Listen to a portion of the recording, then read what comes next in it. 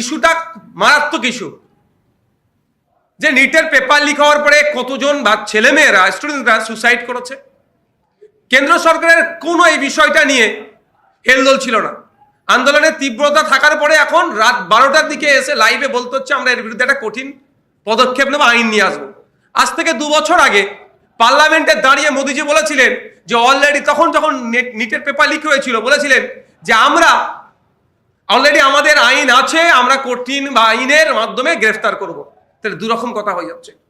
যে দাবি নিয়ে আন্দোলন করছে সে দাবির সাথে আমি 100% সহমত, যে ধর্মেন্দ্র প্রধানজির পদত্যাগ, তিনি ব্যর্থ হয়েছেন বারবার, তার সরকার ব্যর্থ হয়েছে এই নিটের পেপার লিক আটকাতে। সুতরাং এই দায় নিয়ে তাকে পদত্যাগ করতে হবে। কিন্তু অদত্তপূর্ণ কেন্দ্র সরকার তা না করে শান্তিপূর্ণ আন্দোলনের যখন করছে দিল্লির যন্তর মন্তরে, তখন ছেলেদের ওপরে নির্বিচারে লাঠি চালাচ্ছে। এ অভিযোগ আছে পুলিশের ড্রেস পরিয়ে বা পুলিশ সাজিয়ে সিভিলিয়ানদেরকেও এই ছাত্রদের উপর আক্রমণ নামিয়ে নিয়ে আসার ব্যবস্থা দিল্লি পুলিশ করছে।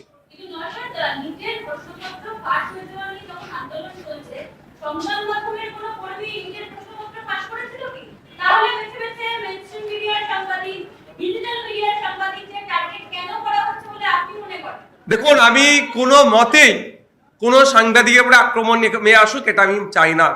সাংবাদিকদের সংবাদ পরিবেশন নিয়ে অনেক প্রশ্ন আছে, অনেক হলুদ মিডিয়া আছে, গদি মিডিয়া আছে, সে বিতর্ক আছে। তার জন্য আক্রমণ নামিয়ে আনতে হবে, তাদেরকে শারীরিক হেনস্থা করতে হবে। এটা আমি পক্ষপাতী নয়, এটা আমি চরম বিরোধী। যারা করেছে তারা শাস্তি পাবে, এটা আমরা চাইব।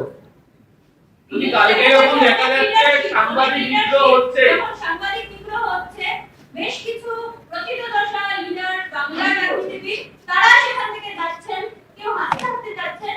একবারও সেই সংবাদ মাধ্যমের কর্মীদের তারা বাঁচানোর চেষ্টা করেননি, উল্টে এরকম ছবি দেখা গেছে কিন্তু হুঁশিয়ে দিয়েছেন। তাদের বিষয়ে কি বলবেন? দেখুন, যদি এই ধরনের ঘটনা ঘটে থাকে, একজন লিডার হিসাবে, আমি ছোট মতো হলো একজন নেতা হিসাবে, আমি এটাকে কোনোভাবেই পজিটিভ দেখবো না, নেগেটিভই দেখবো। আমার কলকাতায় যখন আমাদের পার্টির আমরা প্রোগ্রাম করি, আপনারা দেখেছেন অনেকে, আমি সবার শেষে এই জন্যই থাকার চেষ্টা করি। কোনো রকম ভাবে আমাদের পার্টির ছেলে নয়, বাইরের কেউ যদি কোনো বিশৃঙ্খলা করাতে চাই, সেটা যেন আমি নজরে রাখতে পারি। যদি এই ধরনের কোনো লিডার, আপনি বললেন সিনিয়র লিডার বা যথেষ্ট পরিচিতি লিডার দেখে এড়িয়ে গিয়েছে বা উস্কানি দিয়েছে, তাহলে কোনো গণতন্ত্রের সাংবাদিকদের যে স্তর আছে, যে জায়গা আছে, তাহলে সেটাকে সংকুচিত করা হচ্ছে। এরও আমি বিরোধিতা করছি।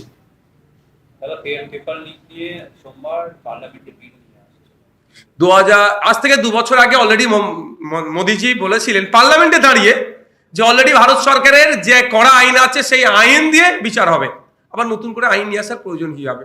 ব্যাপারটা হচ্ছে সারা দেশে যে উত্তাল অবস্থা, এখন শুধু ছাত্রদের নয়, গার্জিয়ানদের আন্দোলনে পরিণত হয়েছে। ফলে দেশের সরকার চাপে পড়েছে, নতুন করে কিছু একটা ড্রামা করছে, হয়তো নাটক করছে। দেখুন, ব্যাপারটা হচ্ছে কোন আইন নিয়ে আসবে কি নিয়ে আসবে তার থেকে বড় কথা, যে শিক্ষামন্ত্রীর আমলে এই দুর্নীতি হয়েছে তিনি আটকাতে পারেননি, সেই শিক্ষামন্ত্রীর আগে পদত্যাগ করাতে হবে।